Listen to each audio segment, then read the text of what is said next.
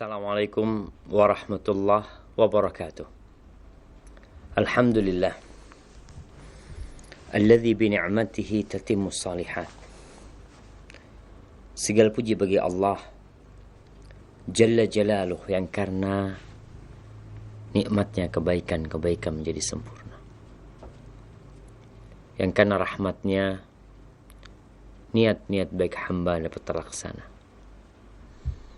Allahumma lakal hamdu kulluh wa lakal syukru kulluh wa ilaika yurja'ul amru kulluh.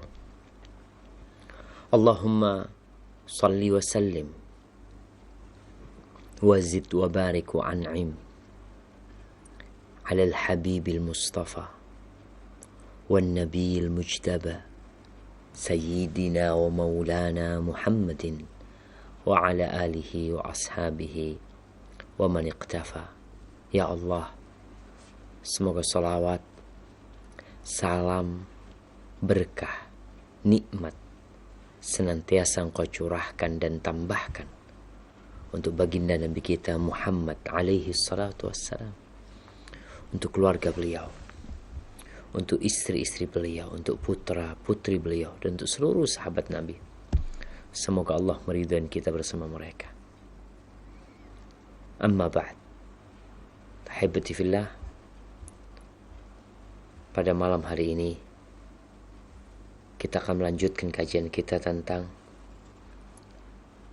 adab dan etika. Kita masuk pada pertemuan yang sebelumnya di adab berdoa. Allah Azza wa Jalla memerintahkan kepada kita untuk berdoa. Bahkan Allah marah kepada orang yang tidak mau berdoa. Dalam permohonan, dalam doa, ada unsur merendahkan diri kita, menunduk, mengangkat tangan, berharap kepada Sang Pencipta. Maka Allah mengatakan, Ud'uni astajib lakum. Kalian berdoalah kepadaku, memohonlah kepadaku, pasti aku kabulkan. Namun ada manusia-manusia yang tidak memohon kepada Allah.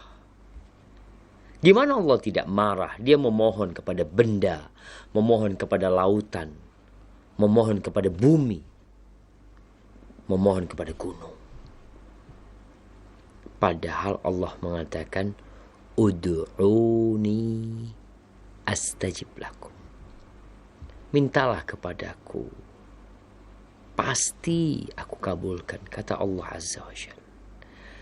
Wa idza sa'alaka ibadi anni fa inni qarib.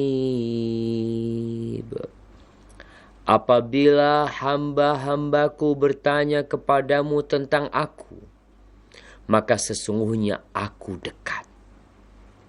Ujibu da'wat ad-da'i idza da'ani. Aku mengabulkan doa orang-orang yang berdoa memohon kepadaku. Minta sama Allah, Allah kasih. Jangan minta kepada benda. Jangan memohon kepada bumi. Bumi ini makhluk. Mungkin kita melihat ada bunga-bunga yang indah. Siapa yang menumbuhkan? Allah Azza wa Jalla. Maka berkaitan dengan doa ini, ikhlaskan. Mohon kepada Allah Azza wa Jalla. Tinggalkan segala ketergantungan kepada selain Allah Azza wa Jalla. Nabi SAW pernah mengatakan kepada sepupunya Abdullah bin Abbas radhiyallahu anhuma, "Idza sa'alta fas'alillah."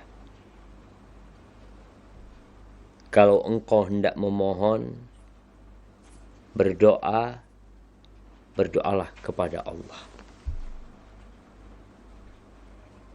Wa idza ista'anta fasta'in billah. Kalau engkau meminta pertolongan, meminta bantuan, ada bencana yang menimpa, hujan tak kunjung turun, hutan terbakar, bumi goyang, gempa, lautan meluap. Apapun bencana yang menimpamu, engkau perlu bantuan, engkau perlu pertolongan. Jangan minta sama siapa-siapa.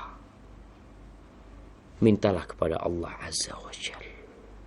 Ketika hamba tahu dengan kebesaran Allah, faham dengan keagungan Allah, dan dia menghargai Allah Azza wa Jalla serta menghormatinya, maka dia tidak akan memohon kepada siapapun. Kita tuh minta surga cuma sama Allah. Surga yang luasnya seluas langit dan bumi. Yang dunia dan isinya, kalau dibandingkan dengan nikmat di akhirat, subhanallah. Satu tempat di surga, 1 meter lah kira-kira. Tempat cemeti pecut. Orang kalau naik kuda, ada pecutnya. Tempat itu. La maudhi'u sawti ahadikum fil jannah khairun minad dunya wa ma fiha. Tempat pecut untuk kalian di surga itu lebih baik dari dunia dan isinya. Lalu kita minta rizki, minta keamanan di dunia, minta selamat dari bala yang menimpa. Kita minta kepada selain Allah Azza wa Jal. Kemudian kita minta surga hanya kepada Allah Azza wa Jal. Ketika engkau hendak minta keselamatan dari api neraka, kita berdoa mengatakan Rabbana atina fid dunya hasanah. Wahai Rabb kami, sebuah keyakinan yang penuh dengan keimanan. Rabb kami, engkau yang menciptakan kami, engkau yang memiliki kami, engkau yang memiliki segala-galanya. Wa anna lana lal akhirah wal ula. Allah yang punya dunia dan akhirat. Kita mengatakan Rabbana atina fid dunya hasanah, berikan kepada kami kebahagiaan di dunia. Lalu engkau memohon keselamatan kepada lautan. Minta rizki di pegunungan. Engkau minta sama Allah. Hanya ngomong kita kadang kala. Yakini hal itu. Buktikan kalau Allah itu Rabb kita dan kepadanya kita meminta. Wa fil akhirati hasanah, dan kita minta kebahagiaan di akhirat. Wa qina adzaban nar. Engkau minta keselamatan dari bala dan bencana dunia kepada benda-benda. Lalu minta keselamatan bencana dari api neraka. Selamat dari bencana tersebut hanya kepada Allah. Tolonglah kita berfikir kembali. Allah mengatakan, Ya ayyuhan nas, u'budu rabbakumul ladzi khalaqakum walladzina min qablikum la'allakum tattaqun. Wahai manusia, engkau manusia. Allah mengatakan, wahai umat manusia, beribadalah kalian kepada Allah. Berdoalah kepada Allah yang telah menciptakan kalian. Kalian pernah menciptakan diri kalian sendiri?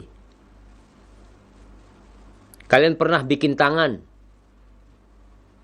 bikin kaki? Bapak kalian siapa yang menciptakan? Maka beribadalah, berdoalah kepada Rabb kalian yang telah menciptakan kalian dan menciptakan orang-orang sebelum kalian, la'allakum tattaqun, agar kalian bertakwa kepada Allah Azza wa Jalla. Ahibati fillah, ni ayat adalah perintah pertama dalam Al-Quranul Karim. Jadi kalau kita baca Al-Quranul Karim, perintah pertama dalam Al-Quranul Karim adalah perintah untuk mentauhidkan Allah Azza wa Jalla. Ini ayatnya. Ayat 21 di surat Al-Baqarah. Sebelum perintah-perintah yang lainnya. Siapa sih Allah? Alladzi Ja'ala lakumul arda firasya. Allah yang menjadikan buat kalian bumi ini hamparan. Engkau bisa berjalan lewat di atasnya. Berpindah dari satu tempat ke tempat yang lainnya. Allah bikin bumi itu landai. Gimana kalau bergetar terus? Allah yang menjadikannya. Jadi kalau minta, ya minta sama Allah. Wassama'a bina'a. Dan Allah yang menjadikan langit sebagai atap. Antum lihat tuh. Atap rumah kita. Ini atap yang ada di studio. Sangat jelek. Rapuh. Disanggah oleh tembok. Tapi kalau kita melihat langit Allah Azza wa Jalla, bangunan yang kokoh. Nih malam hari, engkau lihat tuh, bagaimana bintang-bintang menghiasi atap bumi.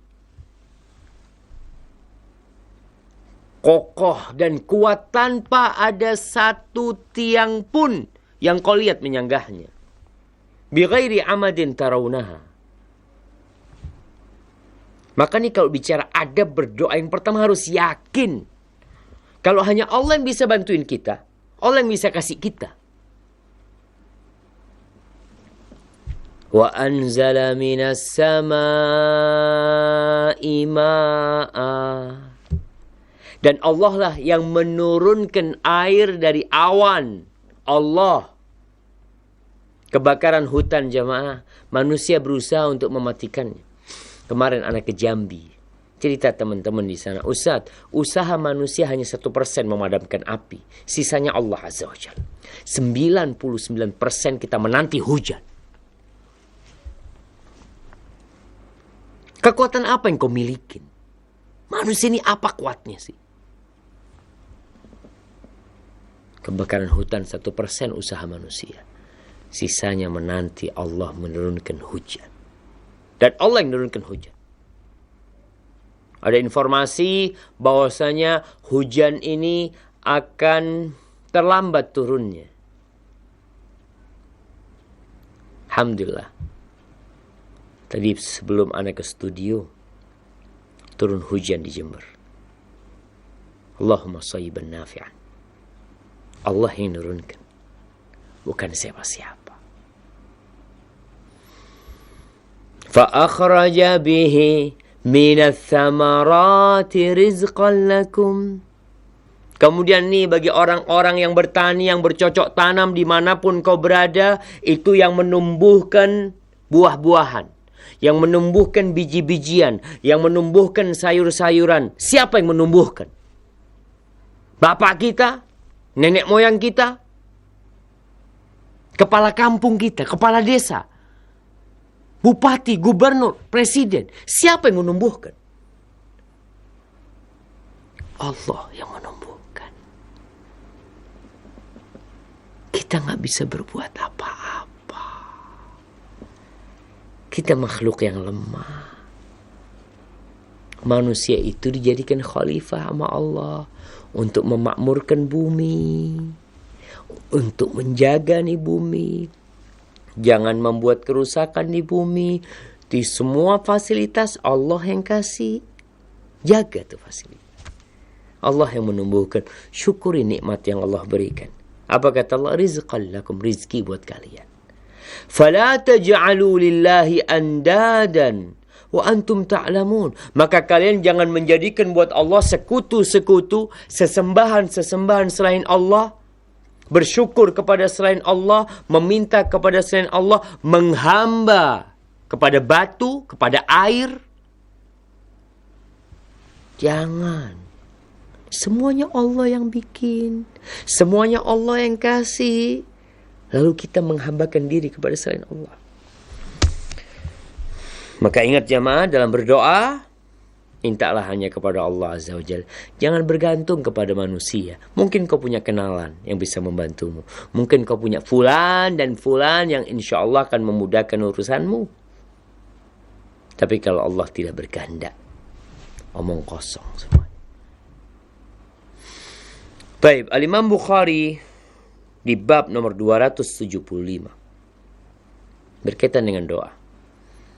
Beliau mengatakan babun liya'zimid du'a fa innallaha la mukriha lahu.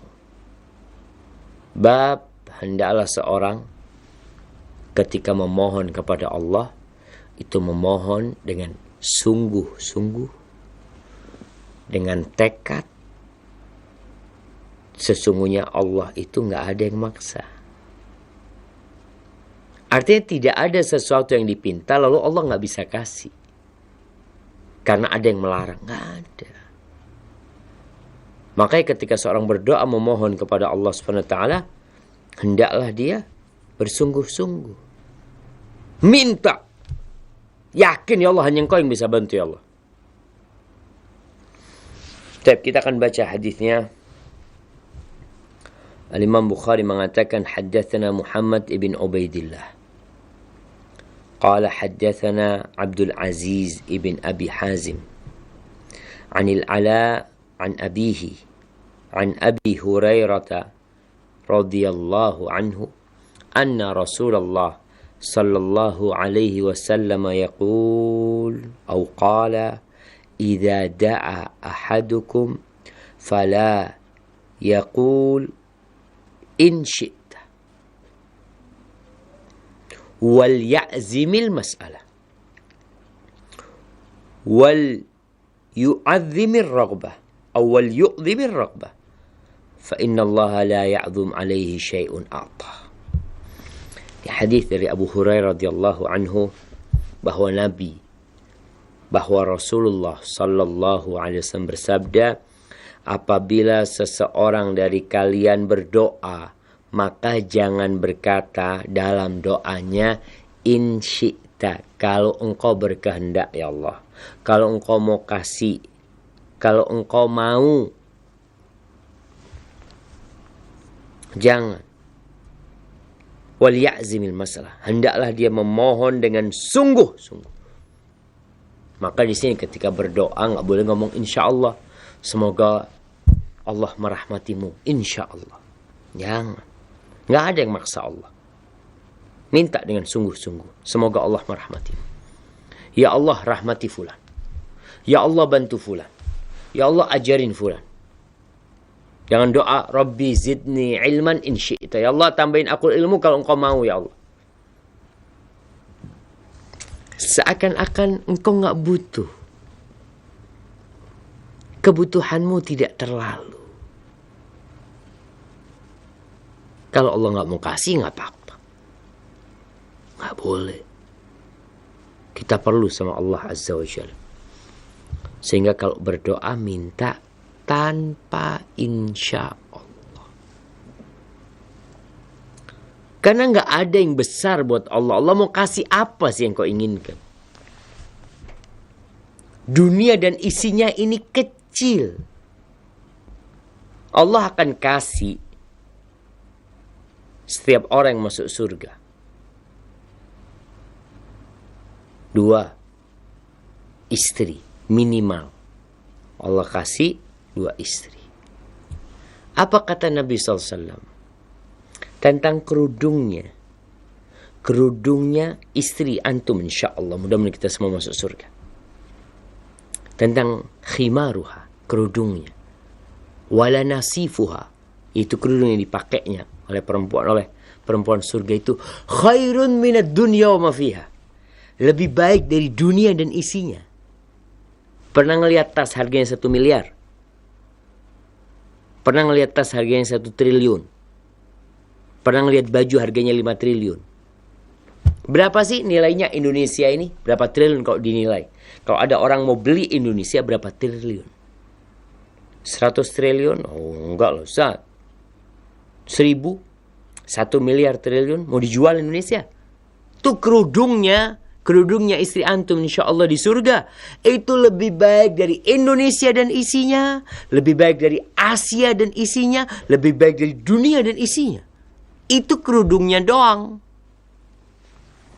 Makanya terus engkau minta sama Allah. Merasa ya Allah kayaknya terlalu besar Allah mau ngasih itu buat anak. Apanya yang besar?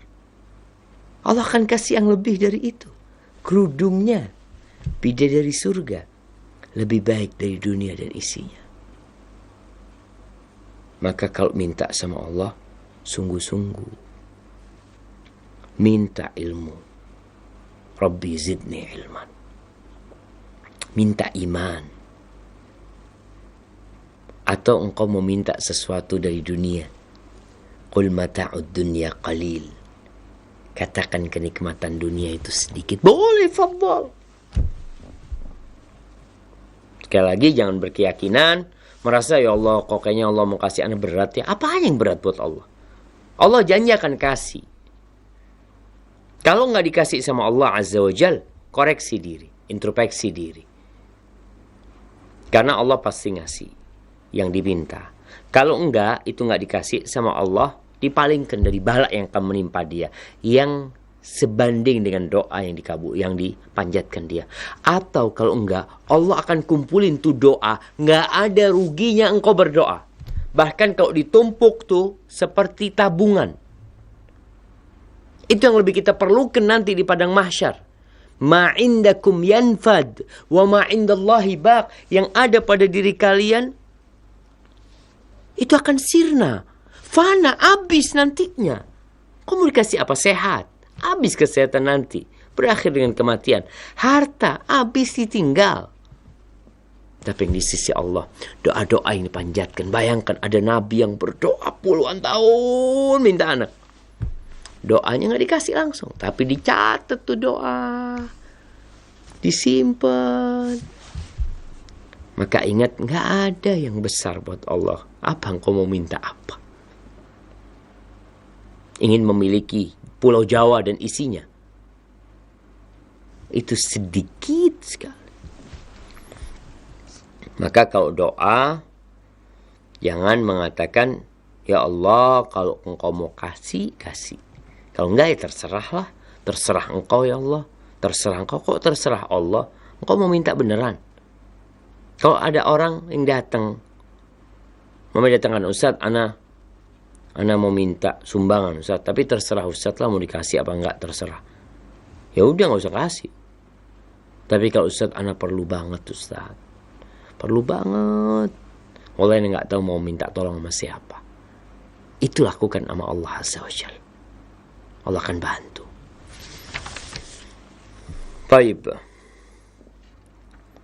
Hadis yang selanjutnya, Imam Bukhari mengatakan haddatsana Muhammad bin Salam qala akhbarana Ismail bin Ulayyah an Abdul Aziz bin Suhaib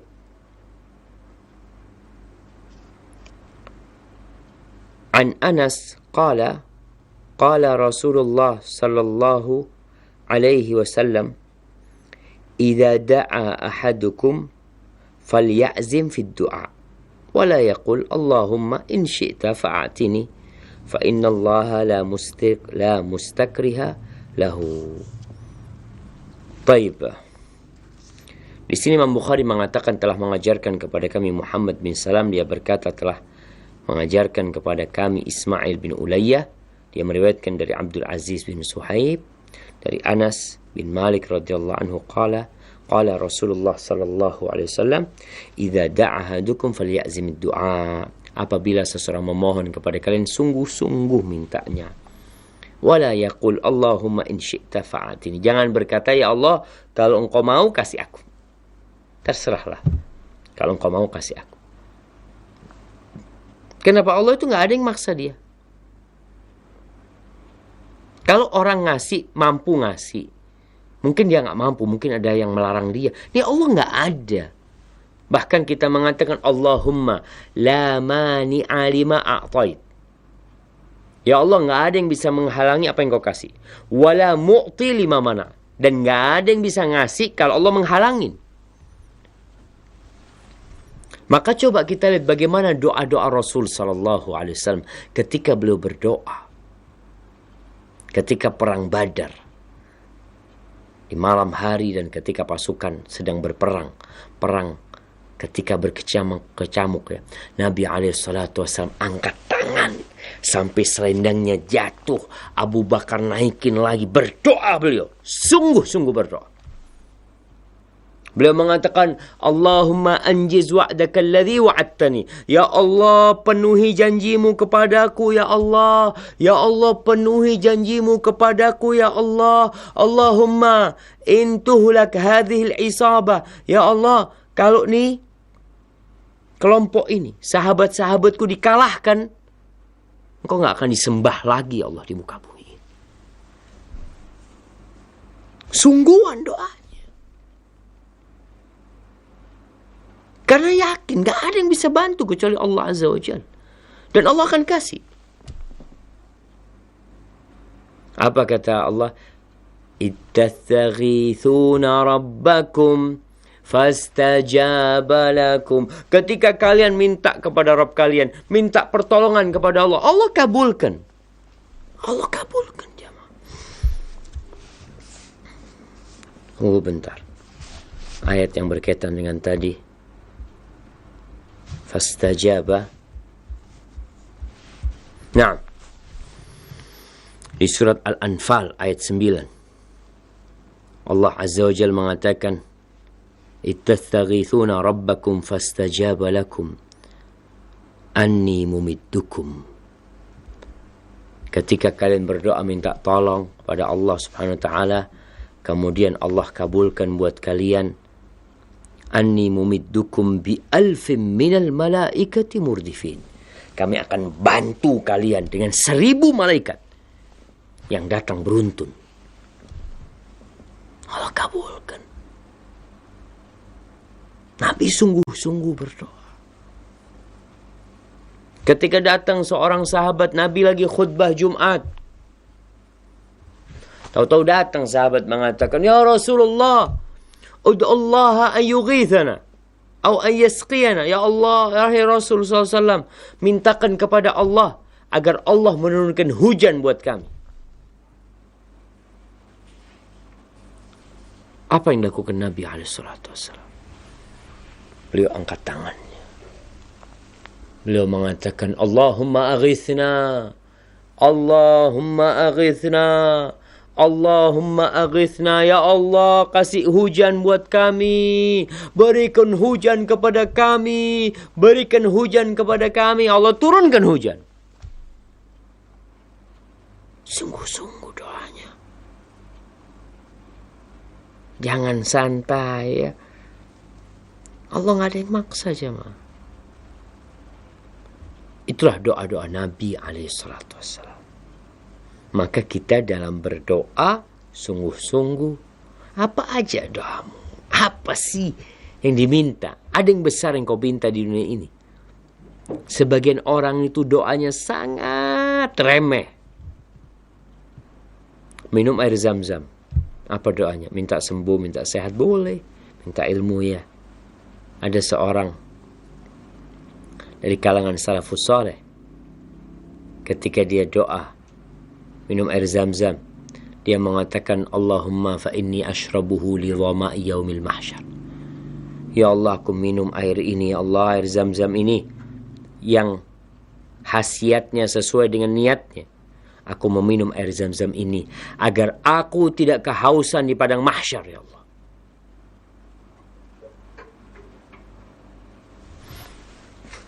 Maka sekali lagi, kalau berdoa sungguh-sungguh, minta sama Allah Azza wa Jalla. Baik, mungkin ada pertanyaan. Ini yang sering ditanyakan. Ustaz, bagaimana kalau kita doa nggak boleh pakai insya Allah? Tapi bagaimana dengan ketika kita mengunjungi orang sakit, kita mengatakan la ba'sa, tahurun insya Allah. Nggak apa-apa, insya Allah jadi penyuci nih penyakit ini. Di situ dikatakan insya Allah. Syekh bin Utsaimin rahimahullahu ta'ala mengatakan, Adapun ucapan Nabi alaihi salatu wassalam, la ba'sa tahurun insyaallah, fahada min babir raja. Kata beliau, ini babnya bab harapan. Beliau berharap buat orang ini nih. Karena orang yang sakit itu penyakitnya bisa menjadi pembersih, penyuci, tapi bisa jadi enggak juga. Andai kata itu yang sakit enggak bersabar, hatinya penuh dengan ketidakridhaan kepada Allah Azza wa Jalla, mangkel, ya, gondok hatinya dengan penyakit yang menimpa dia, maka penyakitnya enggak akan jadi pembersih, bahkan jadi adab buat dia. Maka di sini keucapan insyaallah, yakni as'alullah an yakuna tahuran. Artinya aku berharap itu menjadi penyuci buat engkau kalau engkau bersabar. Kalau engkau berharap pahala, kalau enggak ya enggak akan jadi penyuci. Baik, ini berkaitan dengan bab 275. Kemudian masuk ke bab 276. Ini bab tentang babun raf'ul aidi fid du'a. Bab tentang mengangkat tangan ketika berdoa. Mengangkat tangan ketika berdoa. Secara umum, sunnahnya berdoa itu angkat tangan. Menghadap kiblat. Sunnahnya. Dan Rasul sallallahu alaihi wasallam mengatakan, innallaha hayyun karim. Allah tuh maha pemalu dan Allah maha pemurah. Yastahyi min abdihi idza rafa'a yadayhi ayyaruddahuma sifran khaibatain. Allah tuh malu kalau ada hambanya yang angkat tangan berdoa lalu Allah balikin kosong. Kita udah berdoa angkat tangan, capek kadang kalau orang angkat tangan. Tapi berdoa angkat tangan engkau. Allah tuh malu kalau nggak mau kasih.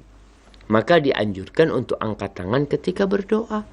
Memohon kepada Allah Azza wa Jalla. Bagaimana model angkat tangannya? Ya. Ada yang angkat tangannya dengan seperti ini. Minta sama Allah Azza wa Jalla. Seperti orang yang sedang meminta sesuatu. Ada yang seperti ini. Manapun boleh insyaAllah. Walaupun sebagian mengatakan ya kalau berdoa ya minta sesuatu kayak gini nih kita minta nih sama Allah nih. Supaya seakan-akan kita sedang mengemis gitu meminta sesuatu. Di saat-saat tertentu seperti sedang istisqa, Nabi angkat tangan sampai ketiaknya kelihatan alaihi salatu wassalam. Karena tingginya beliau mengangkat tangan alaihi salatu wassalam. Tapi di sini ada beberapa hadis. Yang pertama, Imam Bukhari mengatakan haddatsana Ibrahim ibn Mundhir. Qala haddatsana Muhammad bin Fulay. Qala akhbarani Abi an Abi Nu'aim wa huwa Wahab. Qala ra'aitu ibn Umar wa ibn Zubair yad'uan yudirani birrahatain 'ala al-wajhi. Ini sanadnya dhaif. Di mana disebutkan oleh Abu Nu'aim Wahab, dia berkata, aku melihat Abdullah bin Umar bin Khattab dan Ibnu Zubair, keduanya berdoa dan memutar tangannya itu ke wajahnya seperti ini kira-kira. Tapi sanadnya ini dhaif. Kemudian diriwayatkan oleh Al-Hakim bahwa Nabi alaihissalatu wassalam bersabda, "Idza sa'altumullah fas'aluhu bi butuni akuffikum wa la tas'aluhu bi dhuhuriha." Apabila kalian berdoa memohon kepada Allah, mintalah dengan perut telapak tangan kalian, dengan telapak tangan kalian. Bukan dengan bagian luarnya, tapi bagian dalamnya. فَإِذَا فَرَغْتُمْ فَامْسَهُوا بِهِمَا وُجُوهَكُمْ. Kalau sudah selesai berdoa, maka usaplah dengan kedua tanganmu wajah-wajah kalian. Tapi jamaah, hadis tentang mengusap wajah ini disebutkan dhaif. Sahih tanpa ucapan kalau sudah selesai usaplah wajah kalian dengan tangan kalian. Seperti itu. Jadi kalau disuruh minta dengan telapak tangan sahih, tidak boleh minta dengan punggung tangan kita. Itu perintah Nabi alaihissalatu wassalam. Baik.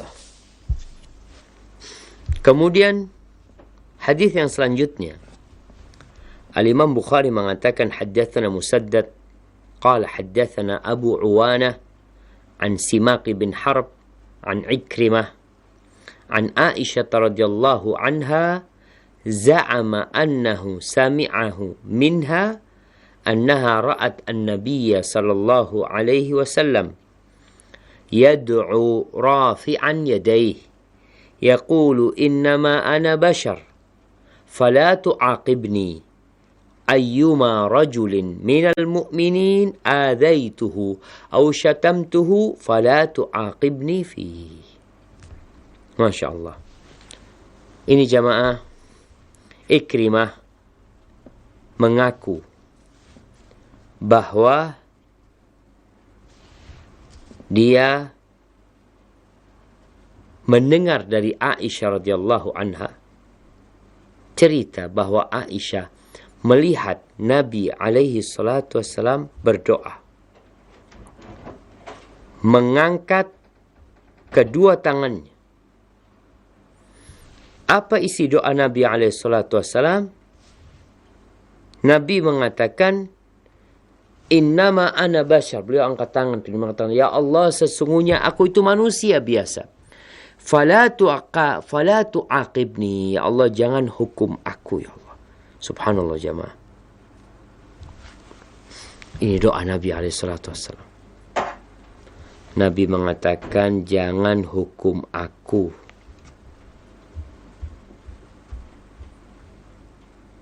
Orang mana aja dari kaum muslimin, kata Nabi alaihi salatu wassalam, yang aku menyakitinya,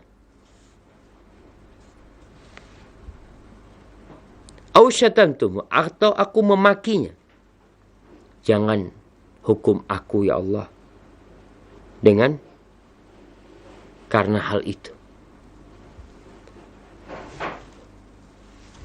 Subhanallah. Di sini disebutkan dalam riwayat Imam Ahmad bahwa Aisyah menceritakan telah masuk menjumpai Nabi alaihi salatu wassalam. Aisyah mengatakan Nabi alaihi salatu wassalam masuk menjumpai Aisyah radhiyallahu taala anha. Beliau sedang pakai selendang. Lalu beliau menghadap kiblat dan mengangkat kedua tangannya. Beliau berdoa dengan doa yang baru saja kita baca. Maka Nabi alaihissalam meminta, kalau ada orang-orang yang dicaci maki Nabi SAW, maka semoga itu menjadi penghapusan dosa buat orang itu. Dan Nabi memohon kepada Allah Jalla Jalaluh dengan mengangkat tangan dan menghadap kiblat. Kalau dikatakan apa harus menghadap kiblat? Enggak harus. Tapi ini babnya bab adab, etika. Usahakan menghadap kiblat. Angkat tangannya. Lu males capek, ya udah. Kalau engkau males capek, gimana mau dikasih sama Allah SWT? Sungguh-sungguh berdoa. Kita aja bekerja hampir keringetan. Sebagian orang kerja nggak keringetan, makan keringetan, doa 5 menit udah capek angkat tangan. Maka di sini hadis yang selanjutnya berkaitan dengan mengangkat tangan dalam berdoa. Imam Bukhari mengatakan haddatsana Ali, qala haddatsana Sufyan, qala haddatsana Abu Zinad 'anil A'raj 'an Abi Hurairah radhiyallahu anhu qala qadima Tufail ibn Amr ad-Dawsi ala Rasulillah sallallahu alaihi wasallam. Faqala ya Rasulullah, inna Dawsan qad asat wa abad. Fad'ullaha 'alaiha. Fastaqbala Rasulullah sallallahu alaihi wasallam al-qiblah wa rafa'a yadayhi. Fadhanna an-nas annahu yad'u 'alaihim. Faqala Allahumma hdi Dawsan wa'ti bihim. Ini Imam Bukhari radhiyallahu ta'ala meriwayatkan dari Abu Hurairah radhiyallahu anhu bahwa datang Tufail bin Amr ad-Dawsi menjumpai Nabi alaihi salatu wasallam. Siapa Tufail bin Amr ad-Dawsi? Disebutkan bahwa setelah kejadian Isra Mi'raj, setelah tahun ke-10 kenabian, Tufail itu datang ke kota Mekah. Tufail ini dikenal orang yang dihormatin, ditaatin, dipatuhi di kaumnya. Ketika Tufail datang ke kota Mekah, itu orang-orang Quraisy langsung menemuin dia. Ngapain sih? Tufail datang mau umroh atau haji. Kata orang Quraisy, hati-hati sama Muhammad sallallahu alaihi wasallam. Ngomongnya sihir. Engkau nanti akan terkena sihir dia, kepengaruh dia. Terus ditakut-takutin sama Nabi Muhammad alaihi salatu wasallam. Akhirnya Tufail ini mengatakan hatta wada'tul qudna fi udunayya. Sampai dipasang kapas di kupingnya Tufail. Jemaah. Bagaimana musuh-musuh Islam, bagaimana orang-orang yang benci kepada Islam, sebagian umat Islam terkena penyakit Islamfobia, bagaimana mereka menakut-nakutin umat Islam dan menakutin orang kafir bahwa seakan-akan agama Islam ini agama yang menakutkan. Umat Islam seakan adalah umat yang brutal, yang gak beradab, mungkin disebut radikal, teroris. Ada usaha. Dan itu sudah sejak dulu dilakukan oleh orang-orang kafir. Apa tujuannya? Targetnya apa? Agar orang di luar Islam itu tidak masuk Islam. Dan agar orang yang di dalam Islam itu ragu dengan Islam. Maka mereka berusaha untuk, istilahnya apa? Menggiring opini publik menolak Islam. Orang-orang Quraisy akhirnya mengatakan kepada Tufail bin Amr, Tufail, hati-hati jangan dekat-dekat dia. Sudah, pasang kapas. Akhirnya Tufail lagi di Masjidil Haram, mungkin dia lagi di Ka'bah. Nabi SAW sedang sholat di sampingnya. Kata Tufail, dan Allah berkehendak, aku itu dengar omongan Nabi SAW. Dalam kondisi disumpel kapas kupingnya, masih dengar suara Nabi SAW. Ketika itu Tufail baru sadar. Dia mengatakan, ana rajulun labibun syair. A'riful hasana minal qabih. Aku ni orang yang cerdas, penyair lagi, di mana aku tahu mana yang baik dan buruk. Masa aku sampai sumpel kupingku ini? Aku tanya sama Nabi SAW. Akhirnya Nabi SAW mendapatkan cerita dari Tufail bahwa orang-orang Quraisy seperti ini, seperti itu. Kemudian, coba aku ingin dengar apa sih yang ada pada dirimu. Nabi SAW membacakan ayat-ayat Quran. Tufail masuk Islam.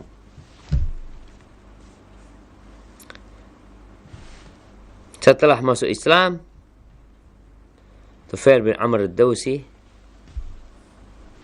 izin sama Nabi SAW. Ya Rasulullah, aku ini orang yang ditaatin di kaumku. Aku mau pulang nih. Tolong kasih aku tanda supaya mereka percaya aku utusanmu. Kemudian sama Nabi SAW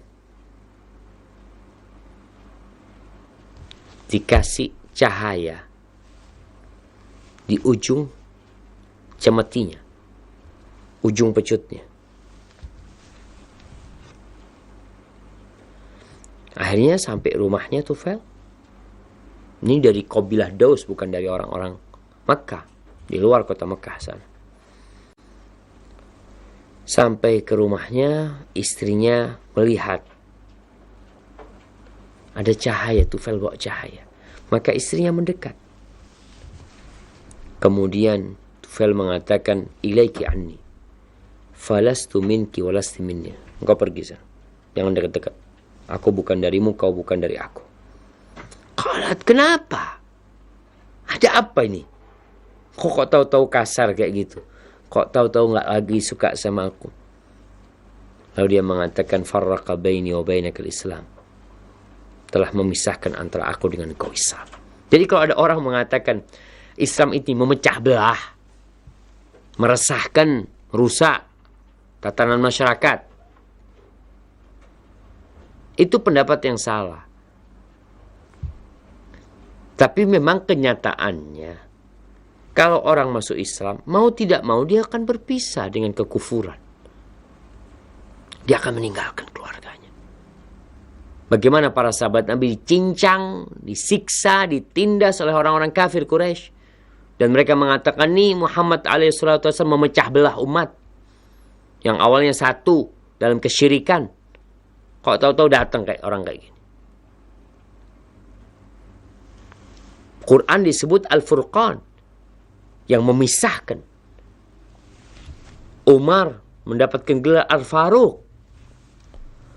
Maka di sini Tufail mengatakan kepada istrinya, enggak, kau nggak boleh dekat-dekat sama aku. Kita terpisahkan dengan Islam. Apa kata istrinya? Dini dinuk. Tenang, agamaku agamamu. Ini seorang istri yang soleha. Dia nurut sama suaminya. Akhirnya disebutkan disuruh pergi ke tempat air, disuruh mandi. Kemudian dia berdoa, astagfirullah. Dia masuk Islam.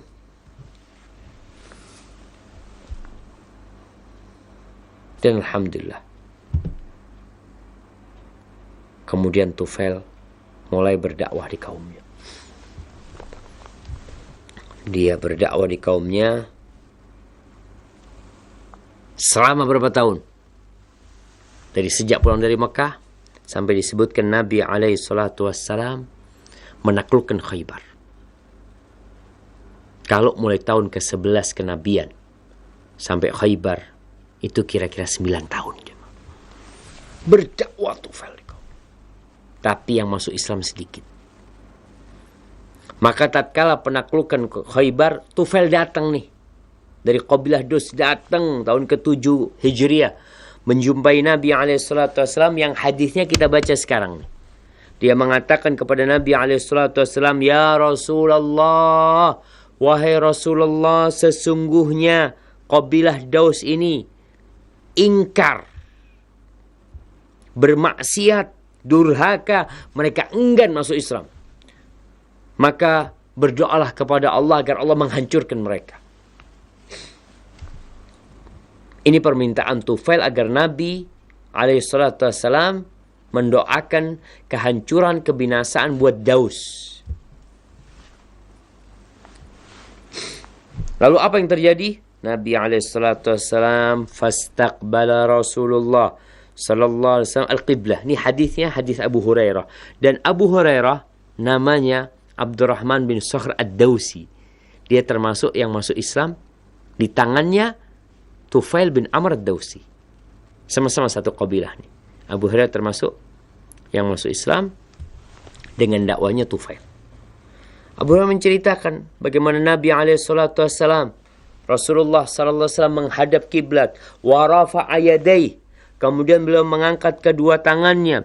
Fadhannan nas annahu yad'u alaihim. Orang-orang pada ketakutan, khawatir mereka bahwa Nabi SAW akan mendoakan kehancuran buat Daus. Sampai ada omongan halakat Daus. Habis sudah. Didoakan kehancuran nama Nabi SAW. Nabi angkat tangan. Nabi menghadap kiblat. Kalau mendoakan kehancuran, hancur tuh Daus. Tapi ternyata isi doa Nabi SAW, beliau mengatakan, Allahumma hdi Dausan wa'tini bihim. Ya Allah,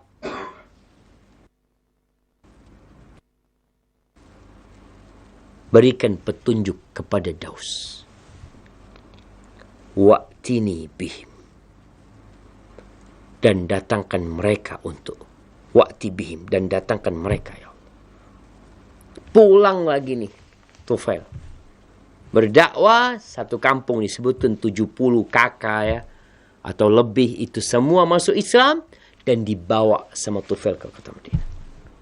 Datang, mereka hijrah.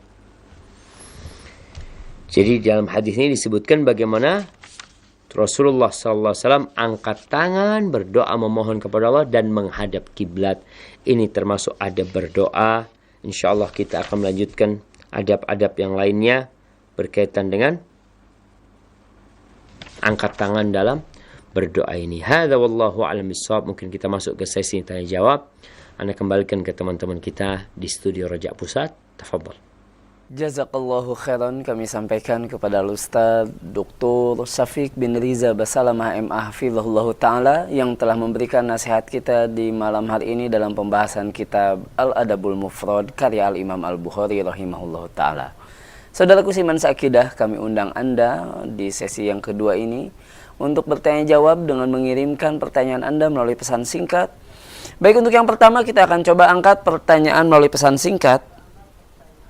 Di antaranya dari Bapak Agus di Riau ingin bertanya, Ustadz, bagaimana jika kita berdoa meminta sesuatu yang kita tidak tahu? Apakah yang kita minta itu akan membawa kebaikan atau tidak? Misalnya contohnya seperti ini, Ustadz, ya Allah berikanlah saya harta yang banyak jika itu membawa kebaikan untuk saya. Boleh tidak, Ustadz? Mohon penjelasannya. Iya jemaah, kalau berkaitan dengan doa yang kita nggak tahu apakah doa itu mengandung unsur kebaikan buat kita atau malah jadi petaka buat kita. Bagaimana cara berdoa? Apakah boleh dengan mengatakan, ya Allah, kalau harta itu baik buat aku, kasih aku ya Allah, kalau enggak jangan. Iya. Rasulullah SAW mengajarkan kepada kita doa. Kalau yang dipinta itu sesuatu yang merupakan kebaikan murni, kebaikan mutlak, maka langsung aja minta. Minta surga, minta rahmat, minta ilmu, minta iman, bermanfaat. Tapi kalau harta bisa bermanfaat buat kita, bisa jadi tidak. Sehingga kalau orang minta harta, jangan cuma minta harta plus berkah. Karena kalau berkah pasti baik. Kalau harta tanpa berkah jadi bala dan musibah. Maka Nabi SAW seperti dalam sebuah doa beliau mengatakan, Allahumma bi'ilmikal ghaib wa qudratika 'alal khalqi ahyini idza 'alimtal hayata khairan. Ya Allah, hidupkan aku kalau kehidupan itu baik buat aku. Wa tawaffani idza 'alimtal wafata khairan li. Dan matikan aku kalau kematian itu baik buat aku. Maka kalau kita meminta sesuatu yang kita nggak tahu itu baik atau tidak, maka hendaklah dipinta pilihannya sama Allah SWT. Artinya biar Allah yang milih buat kita mana yang terbaik. Tapi kalau kita memang minta harta dan kita ingin kaya, minta nggak apa-apa asalkan minta berkah. Karena kalau cuma harta yang banyak, yang luas rezekinya, tanpa berkah akan jadi bala dan musibah. Tapi kalau permintaan itu satu kebaikan yang mutlak, itu pasti kebaikan. Seperti Allahumma inni as'alukal huda, ya Allah, aku minta petunjuk ya Allah. Nggak ada mengatakan, Allah, aku minta petunjuk kalau itu baik buat aku. Nggak, itu jelas-jelas kebaikan. Rabbana atina fid dunya hasanah wa fil akhirati hasanah wa qina adzabannar. Jelas-jelas yang kita minta adalah kebaikan. Tapi kalau sesuatu yang meragukan, yang kita takut jadi petaka buat kita, maka mintanya dengan minta pilihan sama Allah SWT. Seperti antum kerja. Ya Allah, aku mau merantau ya. Merantau apa enggak? Ya Allah, kalau merantau itu baik buat aku, mudahkan. Ya Allah, kalau enggak, udah. Semoga aku tetap tinggal di kampungku, umpamanya seperti itu. Hadza wallahu a'lam bissawab. Jazakallahu khairan Ustaz atas penjelasannya. Semoga jelas bagi penanya dan pendengar semua dan pemirsa dimanapun berada. Untuk berikutnya kita akan coba angkat pertanyaan melalui line telepon. Dan tidak lupa kami ingatkan bagi Anda untuk mengecilkan terlebih dahulu pesawat televisi atau radionya. Kami persilahkan. Iya. Assalamualaikum Ustaz. Waalaikumsalam warahmatullahi wabarakatuh. Dari siapa di mana Bapak? Bapak Ahmad dari Rahul Riau. Baik, silakan Bapak Ahmad. Begini Ustaz, saya punya Al-Quran terbitan Kementerian Agama tahun 85. Di sini ada ayat sejadah sebanyak di dalam 15 surat. Selama ini saya cuma tahu satu surat sejadah aja. Jadi kalau kita baca ini, apa kita harus sujud sejadah juga Ustaz? Demikian. Baik. Ada 15 surat ini kan? Baik. Jadi apa harus ditandai karena kita masih awam gitu kan? Apa harus ditandai di mushafnya pas kita baca itu kita sujud tilawahnya gitu. Baik. Demikian Ustaz. Terima kasih. Wassalamualaikum. Waalaikumsalam warahmatullahi wabarakatuh. Tafadhol Ustaz. Iya. Berkaitan dengan ayat-ayat sajidah yang ada dalam Al-Quranul Karim. Memang bukan hanya satu. Tadi disebutkan 15. Ada yang mengatakan 14 di antara para ulama. Maka tatkala kita melewatin ayat-ayat tersebut, seperti yang mungkin kalau di juz amma itu ada 2. Yang pertama ada di surat Al-Insyiqaq. Al-Insyiqaq. Insyiqaq. Taib. Al-Insyiqaq ini di ayat 21. Entah kalau di tadi Quran terbitan Depak tandanya seperti apa. Tapi kalau yang terbitan Madinah itu ada tanda seperti gambarnya kubah. Kubah ya atau menara lah. Kemudian ada garis di mana ayat sajdahnya. Garisnya taruh di atasnya. Di sini di ayat 21 Allah mengatakan wa idza quri'a 'alaihimul Qur'an la yasjudun. Apabila dibacakan kepada mereka Quran, mereka tidak sujud. Baik, kemudian di surat Iqra di ayat terakhir ketika Allah mengatakan wasjud waqtarib. Sujudlah dan mendekatkan diri kepada Allah SWT. Jadi tatkala kita melewatin ayat-ayat sajdah tersebut, kita dianjurkan untuk sujud. Kalau nggak mau sujud, ya lanjut baca. Karena ada orang nggak sujud, tapi dia baca subhanallah walhamdulillah wa la ilaha illallah Allahu akbar. Wallahu alam. Ana berusaha mencari penjelasan tentang bacaan untuk ayat sajdah tanpa sujud. Yang ada adalah sujud sambil membaca doa ketika sujud. Baca subhana rabbiyal a'la wa bihamdih enggak apa-apa. Membaca sajada wajhiya lilladzi khalaqahu wa syaqqa sam'ahu wa basarahu fatabarakallah ahsanul khaliqin. Boleh baca tersebut. Jadi kalau tadi yang dikatakan 15 ya insyaallah 15 ada satu yang diperselisihkan dari 15 tersebut termasuk ayat sajdah. Maka tatkala kita melewatin ayat tersebut, dianjurkan kita untuk sujud, baik dalam kondisi kita wudu atau tidak, kita tetap sujud, cari kiblat, menghadap kiblat, lalu sujud sebagai bentuk perwujudan kita akan ketaatan kita kepada Allah Azza wa Jalla. Allah menyuruh sujud, sujud. Allah menyebutkan ada orang-orang enggak sujud, kita sujud. Barakallahu fikum. Naam, seperti itu. Hadza wallahu a'lam bissawab. Jazakallahu khairan Ustaz atas penjelasannya, dan berikutnya kembali kita akan angkat pertanyaan melalui pesan singkat Ustaz. Dari hamba Allah ingin bertanya, Ustaz, disebutkan jika seseorang membaca Quran kemudian melewati ayat-ayat tentang surga atau neraka, disunahkan untuk membaca doa. Pertanyaannya Ustaz, bagaimana cara membaca doanya Ustaz? Mohon penjelasannya. Rasul sallallahu alaihi wasallam ketika sholat malam. Karena kita tahu Nabi alaihi salatu wasallam tidak membaca Quran dari Quran. Tapi beliau membaca Quran dari hafalannya.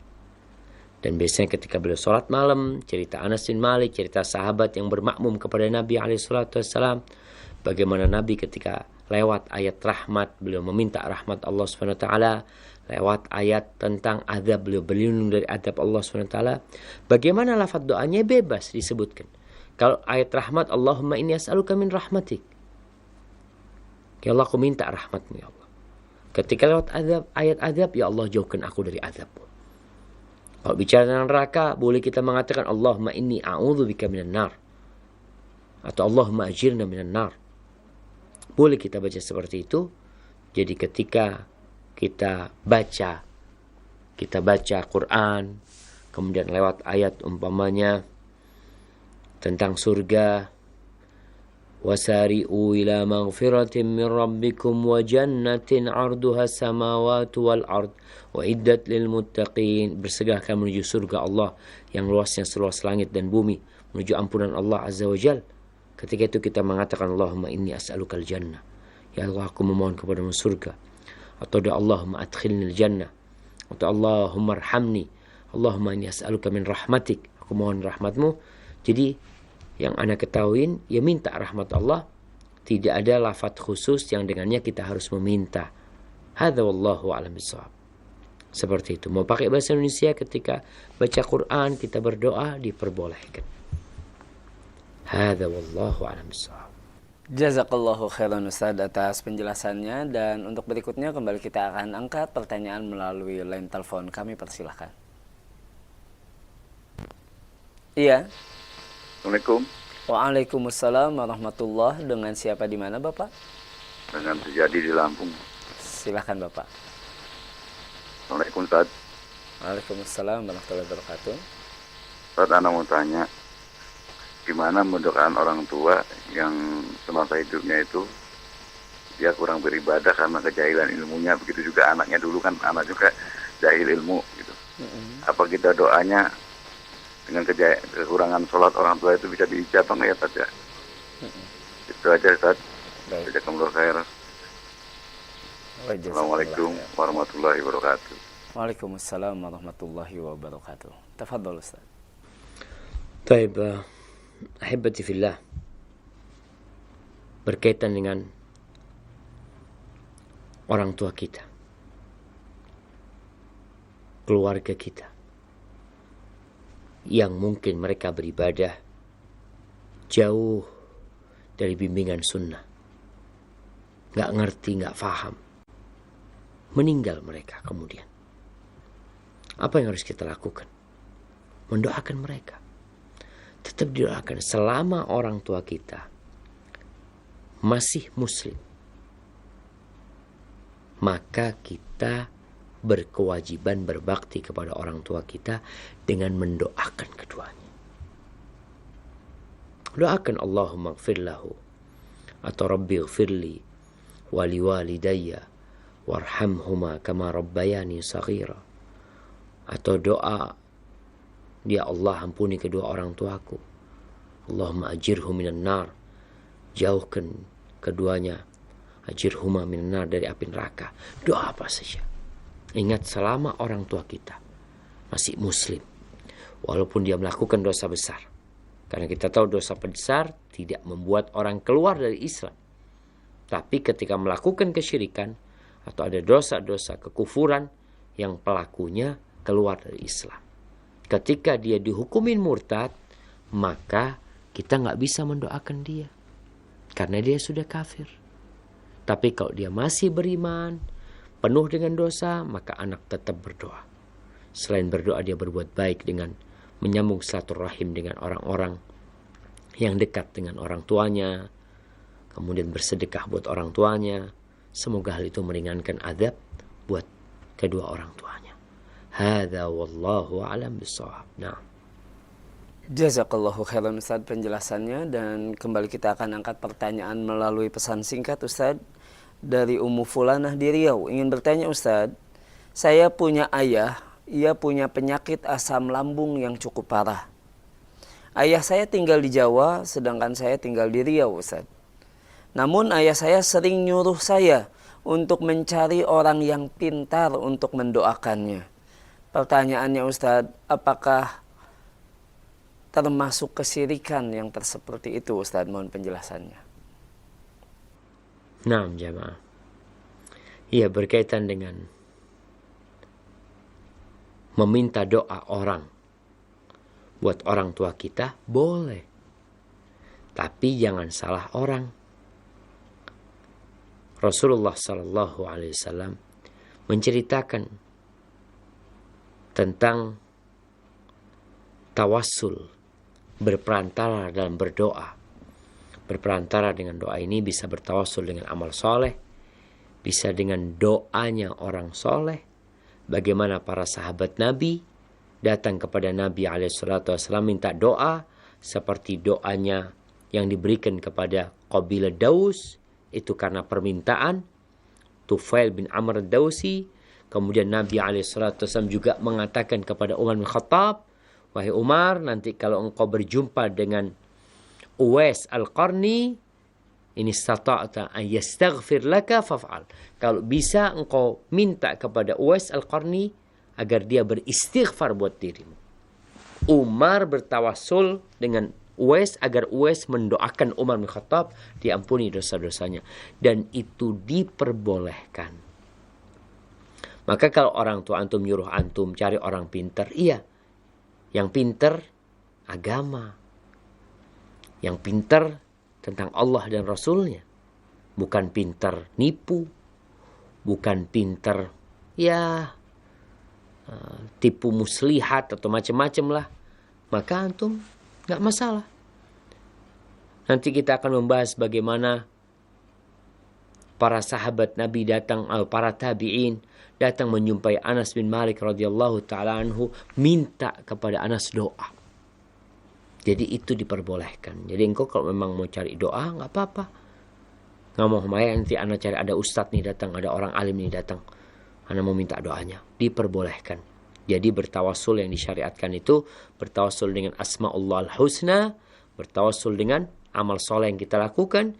Yang ketiga bertawassul dengan doa orang soleh yang masih hidup dan dia ada, hadir dia, dan dia mendengar suara kita sehingga kita minta kepada dia agar mendoakan kita atau mendoakan ayah kita. Anak pun kadang-kala minta doa sama ayahnya, minta doa sama ibunya, atau minta doa sama teman-temannya. Atau ada jemaah berangkat haji mengatakan, Pak jangan lupa doain anak ya, panggil anak nanti supaya anak bisa berangkat haji, umpamanya seperti itu.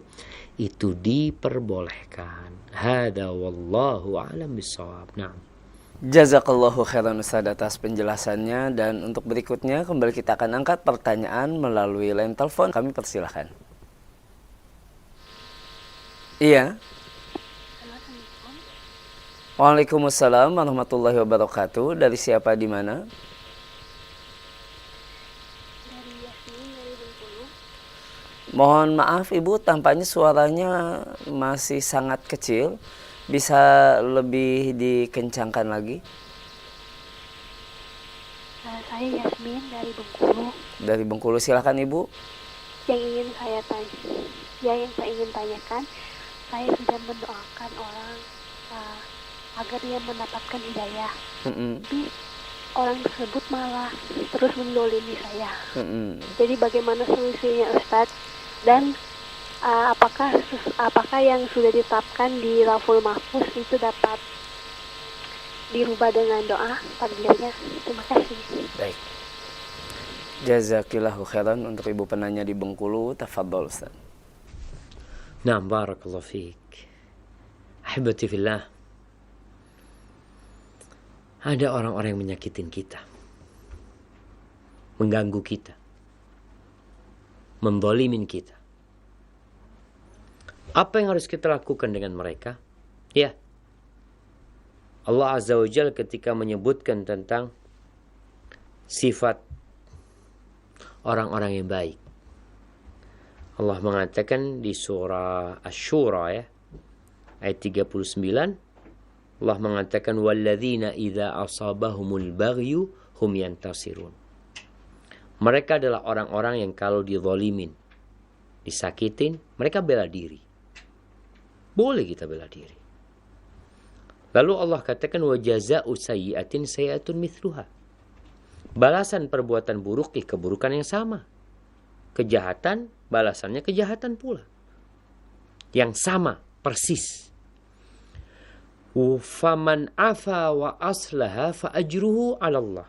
Barang siapa yang memaafkan, wa aslah, dan dia memperbaiki, berbuat baik kepada orang yang menzaliminya, fa ajruhu 'ala Allah, maka balasan buat dia, ganjaran buat dia dijamin sama Allah Azza wa Jalla.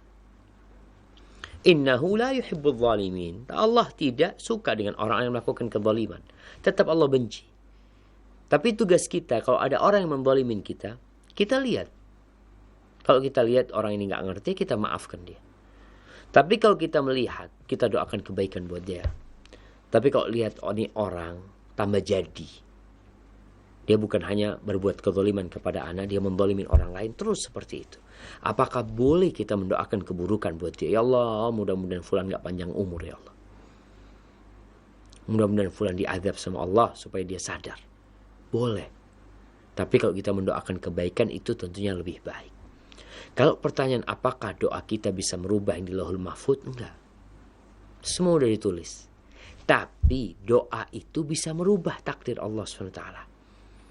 Takdir itu ada yang kita tahu semuanya ditulis di Lauhul Mahfuz. Kemudian ada takdir yang ditulis setiap tahun. Ada takdir ketika manusia di perut ibunya umur 120 hari.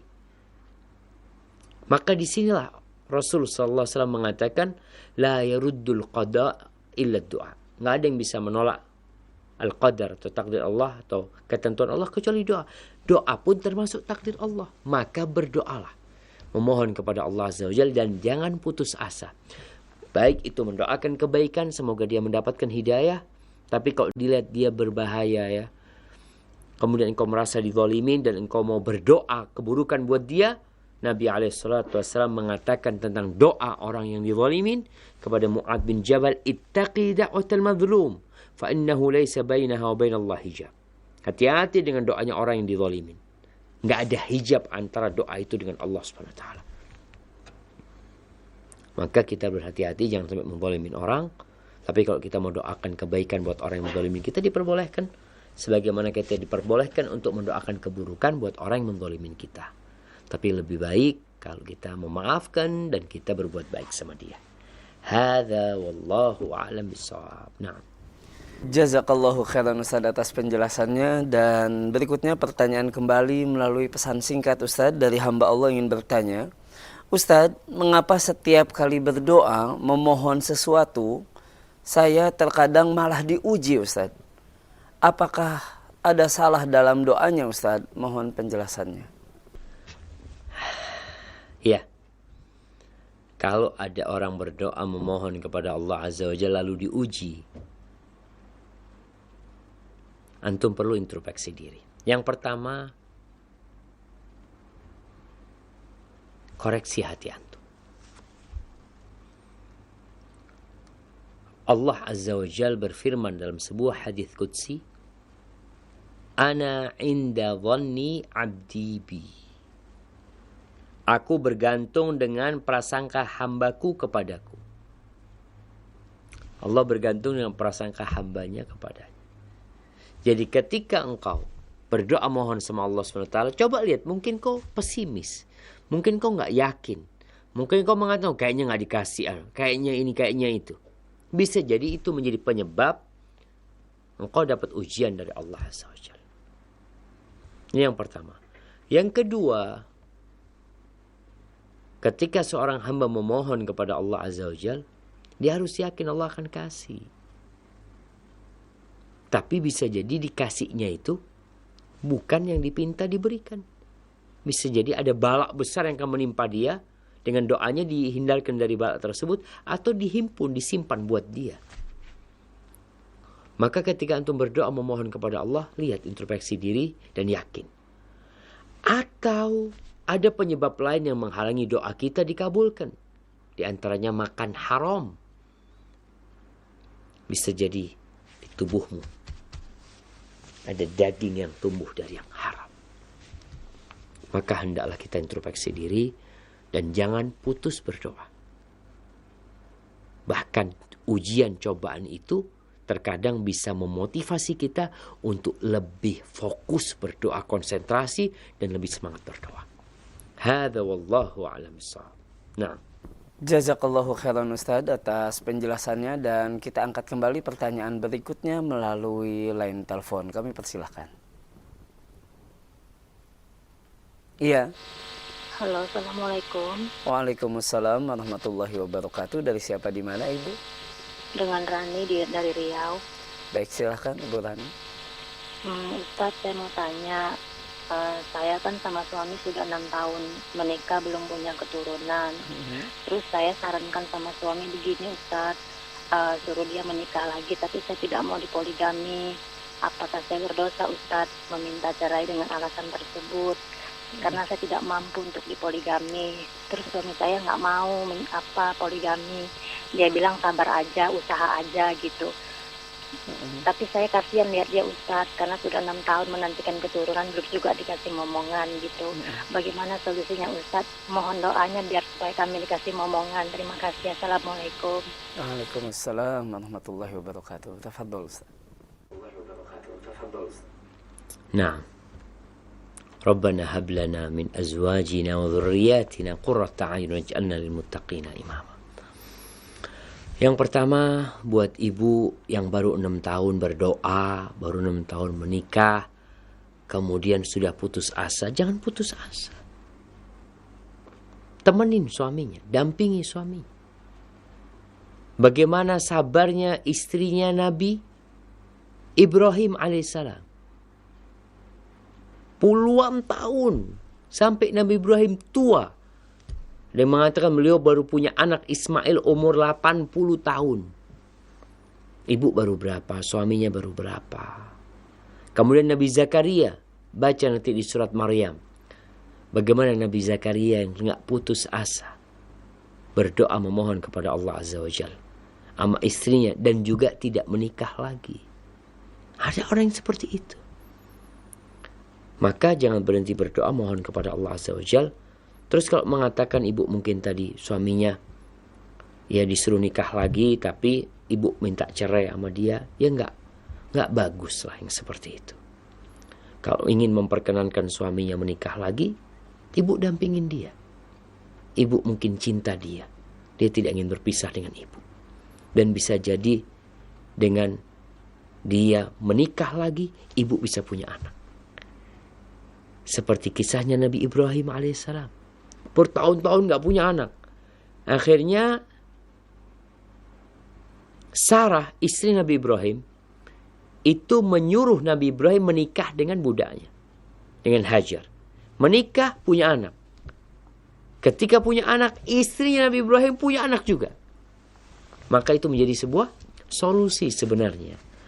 Dan kita tahu poligami disyariatkan bukan untuk memberatkan kehidupan, tapi menjadi solusi untuk segala permasalahan.